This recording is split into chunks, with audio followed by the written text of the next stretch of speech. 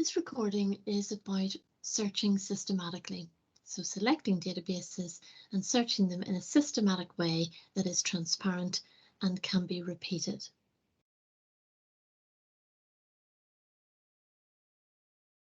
Let's summarize where we are with our question.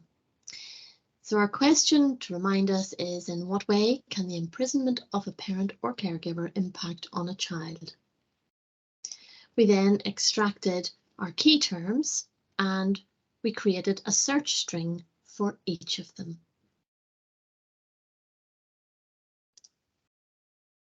We then added our little search operators and our Boolean logic. And now we're ready to search.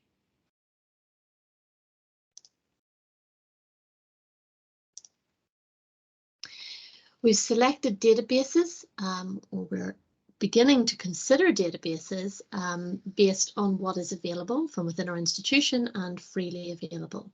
For this search, I'm going to use Core and ERIC.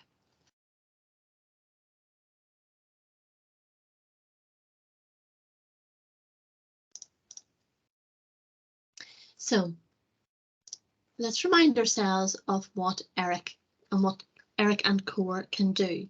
They are providing access to free resources. And for this particular database, let's just go to the front page again, and we can see it gives us one line in which to search. So at this point, I'm just going to put in the search term, the search string, sorry, and click search. It brings me these large numbers of results, but I need to add those other elements of the result of the search. And here it tells me what the database is able to do. So I'm going to employ the and I'm going to employ these groups, or nesting sometimes it is referred to. So here I'm going to put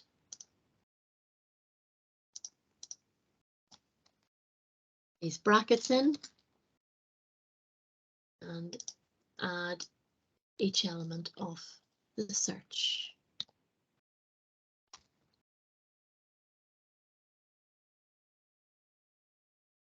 And the final element then is the child. And you'll see here that I've added teenager and the asterisks for teenagers. Sometimes teenagers are referred to as children in their teens. So when you see things like that, you might want to consider amending the term so it looks for teen with an asterisk. So we find teen, teens, teenager, teenagers.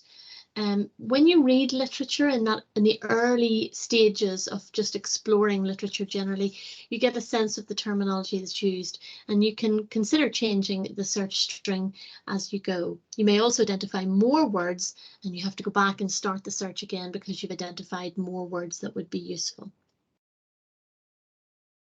So let's see what comes back, and we're seeing this number, and then we start to look at, well, the field of interest is across these areas with these numbers. So I could be quite specific in the subject area, or I could say I'm interested in a particular year span. Whatever you feel is appropriate. And it will update, and we can watch that number then fall. And we may look at a particular type of literature. So in this case, we would be interested in the research, and that'll take a little bit of time there. We have them appearing. Okay, so we're down again. And if we're interested just to get a sense of authors, we would rarely select according to authors though. And the language, if we want to be specific. The publisher gives us a good sense of where they're publishing, and we're getting some very, very good quality publishers here like Springer and Duke. All of them will be very good, but the big players are here. Biomed Central, Sage, Springer, all really, really good. Wiley, great content. Everything free. Okay, now when I click into this, by way of example, here we get an abstract. So this is a point at which we are screening by abstract. We can screen by title and then we can screen by abstract. What can be a little bit tempting is to then keep going, and then we get other things that this database has attached. But when we're doing systematic searching, we have to remain in the same process all the time. So my advice here would be to look at a title, and if it looks useful, right click and open in a new tab. Screen it by abstract and decide whether you're going to download it. Okay, back to the main list. Screen the title. If it's useful, right click, open it. Screen by abstract. Read the abstract. Is it really what it said it claimed to be? Move through them one by one. Skip over the ones that are definitely not interesting, but in these cases you need to capture them as you find them. Okay, and try not to wander too much into other areas if you're carrying out a systematic review. If you're just looking for literature, then yes, this can be very useful. One thing leads to the next. It draws on the importance of one thing and leads you to another. So it depends on the purpose of your work, and the systematic searching approach is applicable across the databases, but how you use the results depends on what your work, your final output is. If it's systematic, keep to the original list. If it's exploring the literature more generally, then consider these. And I'm going to carry out exactly the same search then in ERIC. So here I'm going to put in the terms again, and it uses exactly the same approach. Now ERIC comes from the US. It's funded by the government, and it's the research coming out of the US, both academic content, all free, but also there is practice material, research papers coming from within each state of the United States. And as I say, all good quality content, and it's quite an old database. It's been around a long time, and as a result, it's got good depth to it. Okay, you can select, there's your peer reviewed, and click search. And here are your results. And in this case, you're not going to be overwhelmed. You can see, how much is available according to the years. And 166, 2,000, 20,000 results does not mean you're going to be reading 166 or 2,000 or whatever the number of results are. It doesn't mean you're going to be reading them. It means you're screening them. So these are all good quality and you're reading them. If the title looks like it's useful, download it. If the title isn't clear, then consider, again, looking at the abstract. So look and see, what's the full record look like? What were the content, what were the subject words used? Okay, and make sure that you're remaining focused in your area. And that is how we use ERIC.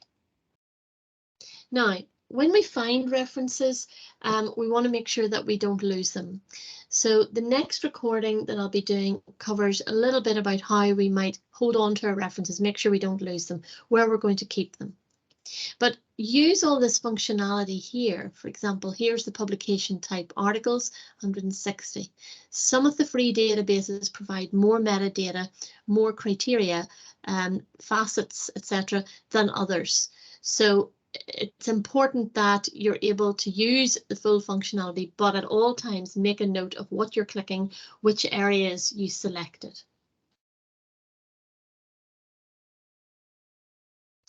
And this was our list of the databases.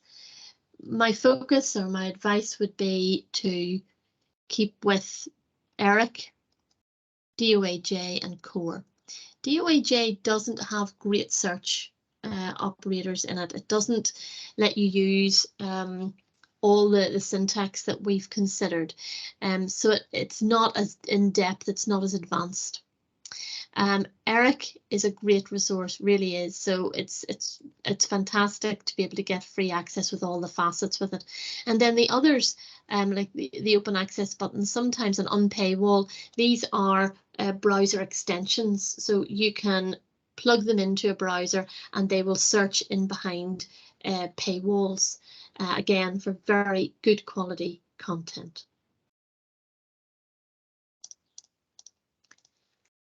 And this is where we find ourselves at this point. So we would have carried out our full search. We've looked at titles and abstracts, screened them, and then we have retrieved the full text in the PDF format, maybe downloaded them.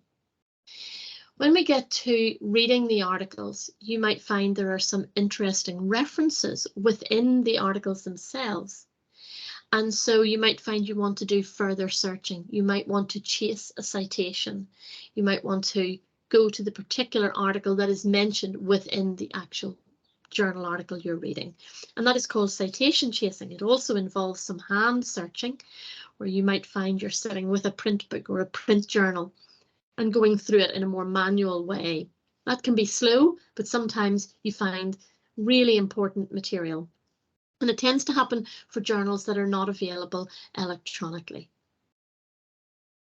So that concludes this part of the main search for searching systematically.